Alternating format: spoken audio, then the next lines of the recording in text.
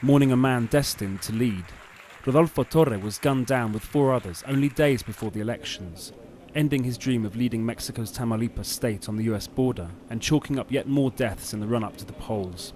Deaths blamed largely on the drug cartels, whose battles against each other and the government have killed more than 23,000 in 3.5 years.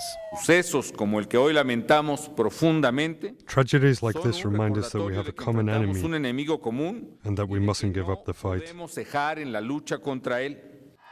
The drug war is a mainstay of political campaigning in Mexico, with both the ruling PAN as well as the main opposition PRI party vowing to stop the cartels. Even here in Puebla, a southern state all but untouched by the violence, it's the dominant message from pre-gubernatorial candidate Javier López ZAVALA. Even after more than a dozen deaths linked to the campaign season, the event is light on security. A sign of hope, perhaps, that popularity in the polls translates into safety on the streets. Zavala is an honest man. The people will protect him. Zavala's PRI party ruled Mexico for 70 years, but has laboured in opposition for a decade now. If voters take their grief to the polls, the vote will likely strengthen its hand, at least in the home state of the latest victim, Torre.